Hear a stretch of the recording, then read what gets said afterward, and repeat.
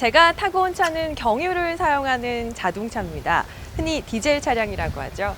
직접 주유를 좀 해야 하는데 경유가 여기 있네요. 원하시는 지불 방법은 원하시는 유종을 경유를 선택하셨습니다. 숫자를 입력하고 리터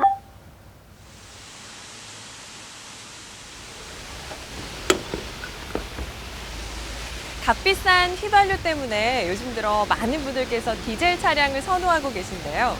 그런데 우리나라에서 판매되고 있는 모든 경유에 바이오 디젤이 섞여 있다는 거 알고 계신가요?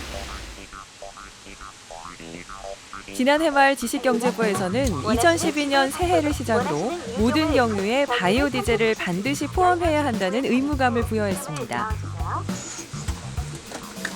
2007년에 비해 바이오 디젤의 함유량도 4배로 늘었고요.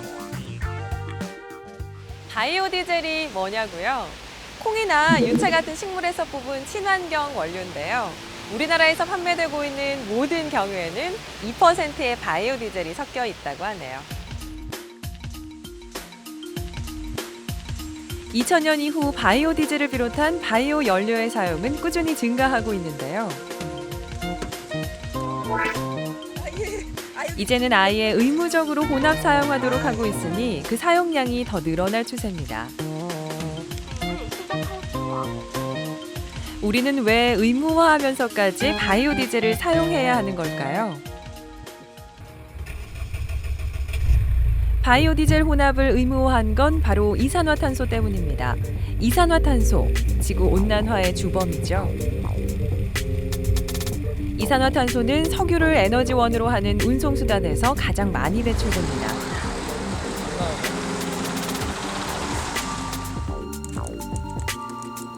우리가 쉽게 쓰고 버리는 종이나 종이컵도 마찬가지입니다.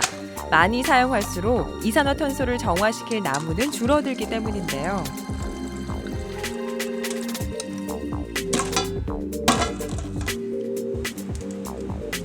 전력을 많이 소모할수록 이산화탄소를 배출하는 석탄은 더 많이 필요해집니다. 냉장고의 냉매는 그 자체가 온실가스죠. 이산화탄소 배출량 세계 7위의 대한민국. 하지만 이산화탄소는 지구 전체의 생명을 위협하고 있습니다. 지구를 지킬 친환경 연료가 필요한 이유죠.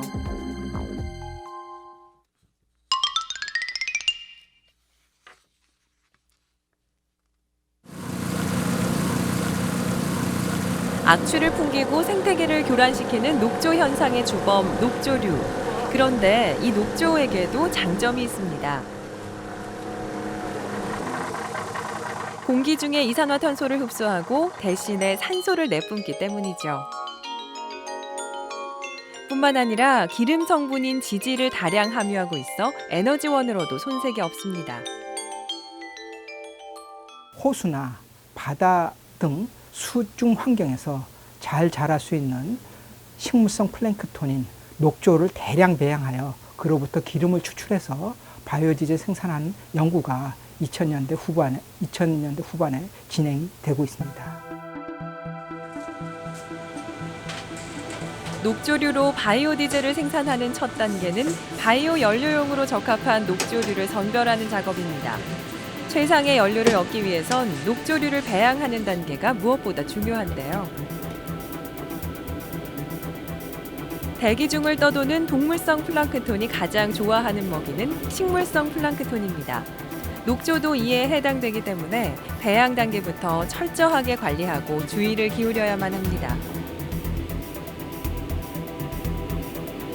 까다로운 시료 채취 과정을 거쳐 선별된 녹조 원료는 물속에서 이산화탄소와 빛에너지를 양분으로 성장합니다. 녹조 배양에서 오일을 얻기까지 걸리는 시간은 고작 일주일. 단기간에 녹조를 재배하고 바이오 연료를 얻을 수는 있지만 그만큼 어려움도 뒤따릅니다.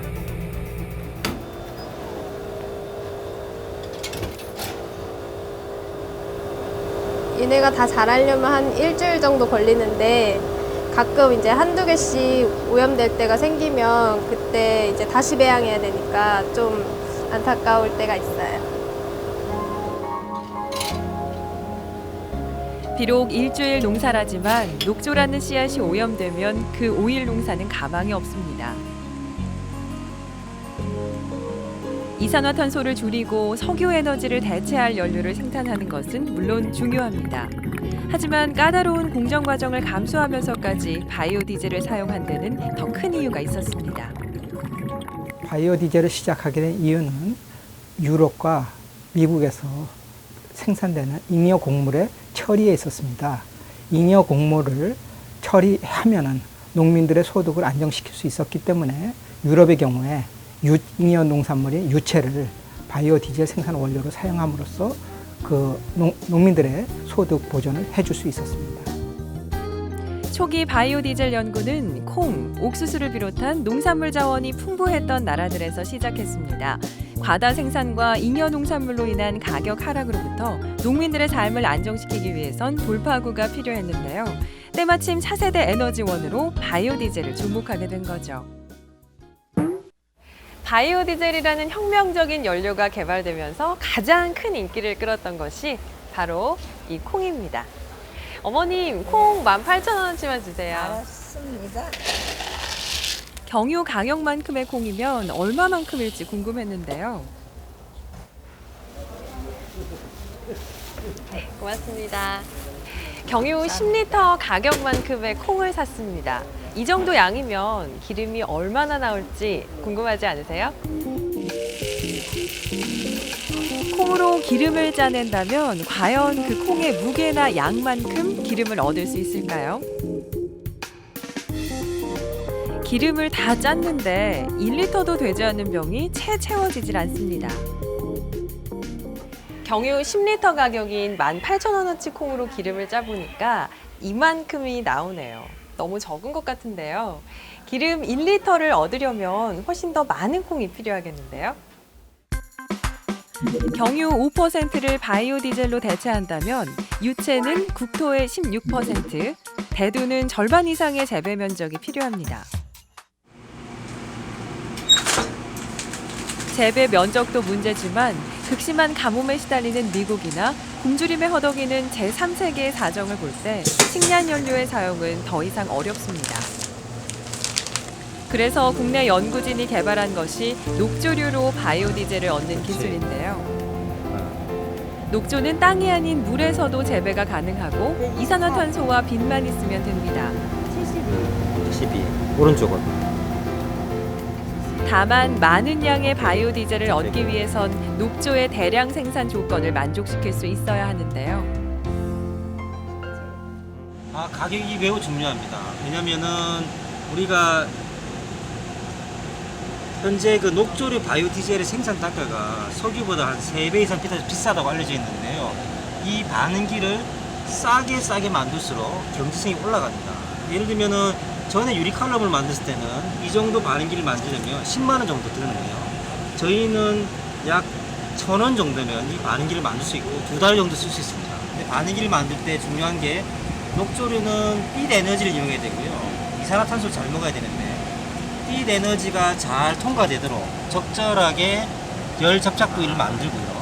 그다음 이산화탄소가 잘 공급되도록 이 열 접착 부가 지그재그 형태로 하는 형태를 만들었습니다. 그리고 이산화탄소가 잘 공급되도록 튜브 형태의 기포기를 설치를 합니다. 녹조를 배양하는 요소 중에서도 가장 중요한 것은 이산화탄소입니다.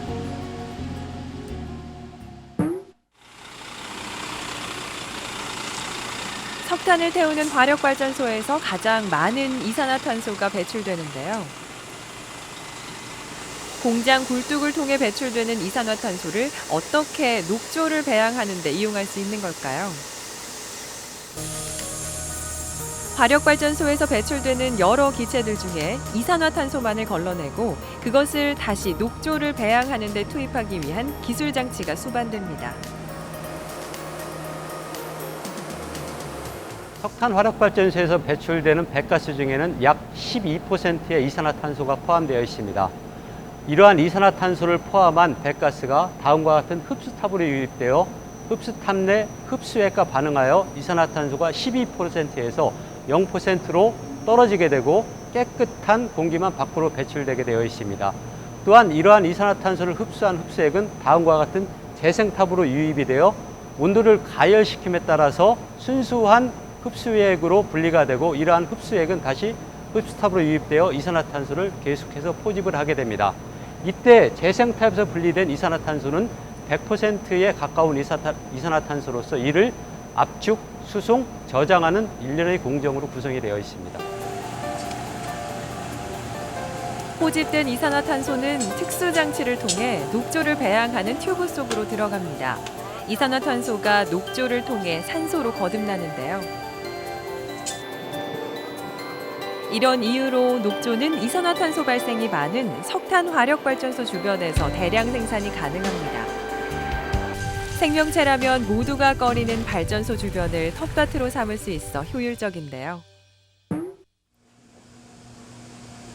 이제는 잘 자란 녹조를 수확하는 일만 남았습니다. 충분한 양의 이산화탄소와 빛을 먹은 녹조는 짙은 녹색으로 다량의 지질을 함유하고 있는데요. 녹조에서 이 지질 성분만을 추출해내는 것이 또 하나의 신기술입니다. 나노자성 응집제와 녹조가 지금 결합되어 있는 상태입니다. 저희가 자석을 이용해서 나노자성 응집제와 결합된 녹조를 회수하는 것을 보여드리고 있습니다. 현재 보시게 되면 나노자성 응집제가 서서히 자석 쪽으로 이동하는 것을 보실 수 있습니다. 회수된 녹조와 자성 응집제는 다시 분리해서 자성 응집제는 재사용할 수 있고 녹조는 에너지로 전환할 수 있습니다. 녹조를 배양한 지 일주일 만에 녹조류 오일을 얻었습니다. 추출한 오일이 바이오 디젤이 되기 위해선 불순물과 끈적끈적한 점성을 없애는 과정만 남았는데요. 나머지는 일반적인 디젤 연료를 얻는 과정과 같습니다. 첫 번째는 이산화탄소 이슈가 있습니다. 이 석유라는 것은 수억 년 전에 미세주류 같은 과합성 물질이 썩어서 만들어진 물질인데요. 석유를 쓰면 쓸수록 이산화탄소 농도가 올라갑니다. 이로 인해서 지구온난화와 같은 큰 문제가 생기고요. 두 번째는 우리나라가 석유 한 방울 나지 않습니다. 그래서 중동과 같은 지역에서 정식 문제가 발생했을 때 우리나라 경제는 석유 수급 상황에 따라서 굉장히 어려움에 처할 수 있습니다. 따라서 양이 적더라도 우리나라 내에서 석유를 대체할 수 있는 바이오 연료를 만드는 것이 매우 중요합니다.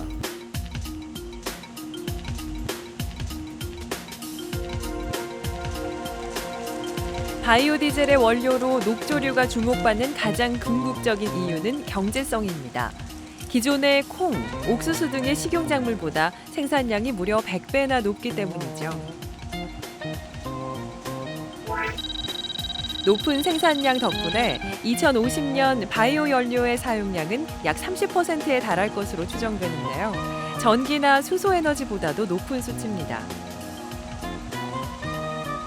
뿐만 아니라 녹조류는 환경적인 측면에서도 상당히 긍정적인 재료입니다. 지구온난화의 주범인 이산화탄소를 줄여주기 때문이죠. 못난이 녹조가 이산화탄소로부터 지구를 지키는 과정을 정리해 볼까요? 에너지 작물인 녹조류를 태양, 이산화탄소를 양분으로 배양합니다. 이때 필요한 이산화탄소는 화력발전소와 자동차 배기가스를 이용합니다. 호수와 강을 오염시키던 골칫덩이 녹조는 이제 오일을 제공하는 훌륭한 녹조로 자랍니다.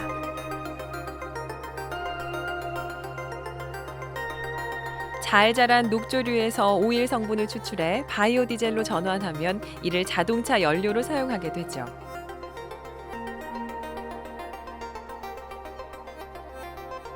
그리고 자동차가 배출하는 이산화탄소는 다시 녹조류의 훌륭한 양분이 됩니다.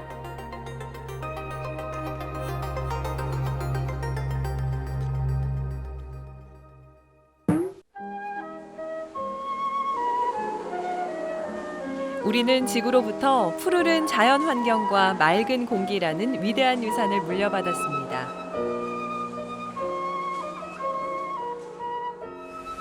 저는 지금 식물원에 와 있는데요.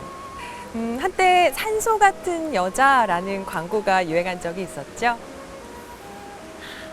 참 좋네요. 맑은 공기. 광고 여주인공처럼 늘 맑은 산소를 마실 수 있으면 좋겠는데요. 그런데 참 안타깝게도 승용차 한 대가 배출하는 이산화탄소를 정화하려면 소나무 2,300그루 정도가 필요하다고 하네요. 우리나라 자동차 수가 2천만 대에 육박한다는 점을 감안하면 어휴. 우리나라 전체를 소나무로 뒤덮든지 아니면 물이 보이는 모든 곳에서 녹조를 길러야 할지도 모르겠네요. 이제까지는 골칫덩이, 못난이 녹조였지만 앞으로는 이산화탄소로부터 지구를 지켜낼 녹조의 활약이 기대됩니다. 이 맑은 자연을 우리 세대뿐만 아니라 우리 아이들 그리고 그 아이들의 아이들까지 접할 수 있었으면 좋겠습니다.